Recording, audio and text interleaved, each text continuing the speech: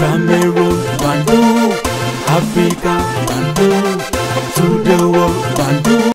Salut, l'homme le plus noir de la terre, c'est moi. Ici, c'est la vérité. Ici, c'est la justice. Ici, on n'est pas là pour les plaisanteries des amis. Comme Netanyahou, c'est un plaisantin. Netanyahou est un plaisantin. Un paper tiger, l'homme qui pensait qu'il était plus fort que tout le monde. Mais aujourd'hui, on est en train de lui démontrer qu'il n'est rien. Il ne représente rien. Les experts disent aujourd'hui que la Russie doit être une protectrice du Sud global et non un pays qui va négocier, qui va faire la diplomatie. Parce que si la Russie entre dans cette spirale de négociations, diplomatie et autres, on va amener la Russie dans la roubladisme. Les Occidentaux sont des roublards. Donc, certains experts pensent que la Russie doit être ferme, protéger ses alliés et laisser les autres négocier. Comme ça, il n'y aura pas des histoires de on vous raconte les bêtises. Je crois que en partie, c'était une raison, mais il faut toujours être ouvert à négocier. Qui peut être là pour les négociations? Ceux qui créent des problèmes. Ils peuvent aussi négocier pour comprendre comment ça se passe aujourd'hui. Le rôle de la Russie, c'est pas être un médiateur. Le rôle de la Russie, c'est être un protecteur. Là, on attend beaucoup de la Russie. La Russie, c'est un pays ami. La Russie, si elle continue à jouer le rôle de médiateur, elle va se trouver face à face avec le mafia anglo-saxon. Si vous demandez à n'importe quel Russe dans la rue qui est votre ennemi, il va vous dire tout de suite les Anglais et les Anglo-Saxons d'une manière générale. Donc j'étais en Russie, je connais très bien la situation. Aujourd'hui, l'Iran, c'est un pays qui se défend. Jamais dans l'histoire de l'Iran, il n'existe pas le mot capituler. Si jamais les États-Unis rentrent en guerre avec l'Irak, avec l'Israël, toutes les forces en Irak, au Yémen, au Liban, toutes les forces chiites, ils vont rentrer. Et jusqu'à aujourd'hui, je peux vous donner aussi une information très militaire, très scientifique. La force maritime iranienne, qui est parmi le mieux dans le monde, elle n'a pas encore bougé 1 centimètre. Donc jusqu'à aujourd'hui, l'Iran, il essaye juste de sauver son honneur, de se défendre très gentiment. Ils n'ont pas encore utilisé les grands moyens. Et donc pour les gens qui écoutent votre chaîne, il ne faut absolument pas écouter la propagande. Eux, ils sont très forts, les anglo-saxons et leurs amis sionistes, ils sont forts par l'espionnage. Alors, l'armée israélienne affirme l'assassinat du nouveau chef d'état-major de l'armée iranienne, Ali Shadmani. Pensez-vous que le régime en Iran est affaibli par l'assassinat de ces hauts dignitaires? Écoutez, l'armée israélienne et tous les mafias israéliens, ils ont affirmé il y a déjà 2 ans qu'ils ont assassiné tous les chefs de Hamas, qu'il n'y a plus de Hamas, qu'il n'y a plus de résistance palestinienne. Et depuis, il y a toujours des soldats et des officiers israéliens qui tombent sur le champ de bataille à Gaza. Donc la politique de mensonge, la propagande anglo-saxon sioniste, ça fait 40 ans que je l'entends.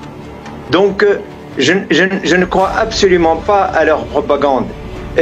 S'ils ont tué un chef militaire iranien, il y a 25 000 généraux et grands officiers de haut rang en Iran, donc c'est très facile de remplacer un général par un autre.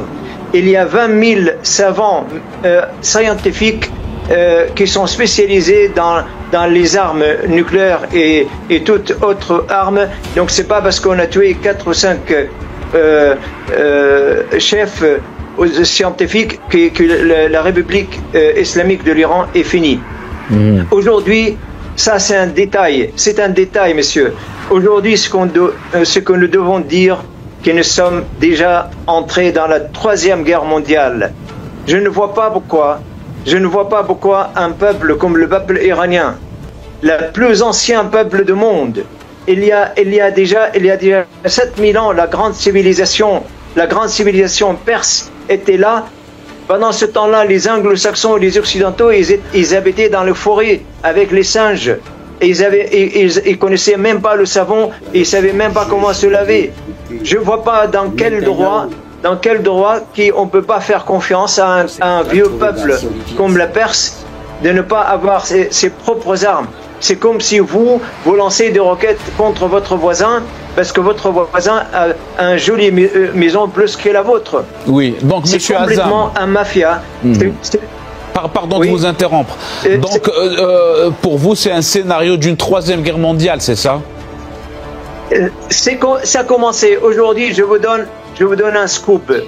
Sur le bureau de gouvernement iranien, il y a déjà un ultimatum. Le chef de mafia, Donald Trump, leur a donné 3 jours, 72 heures. S'ils ne vont pas accepter de lever la main et de capituler, et les États-Unis vont lancer les grandes bombes qui traversent le sol. Donc, pour moi, je vous dis très simple, ça fait 300 ans que le monde anglo-saxon, depuis qu'ils ont détruit la royauté en France, depuis qu'ils ont détruit l'église catholique en France, en 1789, c'est eux qui contrôlent le monde. Et ils ont inventé le printemps, soi-disant le printemps français, c'est qu'ils ont appelé ça la révolution française. Il n'y avait pas de révolution, il y avait un coup d'État. Et ils ont fait la même chose en Russie en 1917. Ils ont tué des milliers de tsars russes et ils ont appelé ça la révolution bolchevique. C'est leur spécialité. C'est leur spécialité. Et ils ont descendu le Shah de l'Iran. Ils ont mis Khomeini à la place. Maintenant que Khomeini et le régime et l'État islamique iranien devient un État très fort, ils veulent le descendre. Leur objectif, messieurs, pour les gens qui écoutent, soyons directs, c'est pas la peine de faire de falsification de phrases. C'est ma spécialité. J'étais en Iran, je connaissais parfaitement cette région du monde. Leur objectif, c'est ce qu'ils disent depuis 10 ans, reformuler le Proche-Orient et le Moyen-Orient. Parce qu'ils veulent absolument contrôler de l'alliance de l'océan Atlantique jusqu'à la Chine. Leur objectif, c'est de faire tomber l'État russe, la Fédération de Russie, et après foncer sur la Chine. Ça, c'est leur objectif. Ils ont fait tomber déjà la Syrie, ils ont fait tomber l'Irak, ils ont fait tomber l'Égypte, et il reste l'Iran et la Russie pour foncer sur la Chine. Donc on peut pas continuer à croire leurs mensonges. C'est absolument absurde, et je ne peux pas comprendre pourquoi la Russie et les autres pays dans le monde, ils restent. On ne connaît pas la mentalité occidentale. La mentalité occidentale, ils ne connaissent absolument pas la douceur et la gentillesse et le dialogue. Pour eux, c'est foncer, casser, occuper, voler, piller. Ça, c'est depuis 300 ans, ils font ça avec le monde entier. Monsieur Azam, en parlant de la Russie essaie de jouer un rôle de médiateur dans ce conflit. Le monsieur a raison. L'analyse est limpide. C'est sur RTI. RT France. C'est clair. Parce qu'aujourd'hui, le monde est divisé. Nous sommes en train d'aller vers un monde multipolaire où Poutine va envoyer un avion prendre Assimi Goïta de Bamako pour l'amener à Saint-Pétersbourg, où il va envoyer un avion prendre. Parce qu'il faut se protéger. Il ne faut pas rigoler. On ne peut pas rigoler quand on veut changer les choses.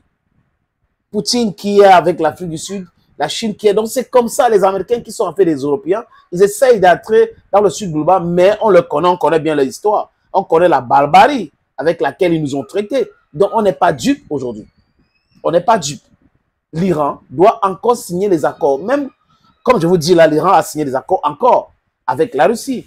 Et là, l'Iran a accepté la protection aérienne de la Russie. Donc, la Russie va commencer à travailler avec eux rapidement pour rendre inviolable le ciel. Donc les Américains ont eu le message, c'est clair. Et les Chinois ont envoyé 2 destroyers pour protéger le ciel iranien. Donc aujourd'hui, là, on est en train d'aller vers quelque chose où Netanyahou ne s'imaginait pas. Il croyait que Poutine était son camarade. Il croyait que Xi Jinping, mais Xi Jinping, bon, pour Xi Jinping, il sait depuis longtemps, parce que Xi Jinping ne le prend même pas au téléphone. Xi Jinping s'en fout de lui, de Netanyahou. C'est Poutine. Il discute souvent avec Poutine.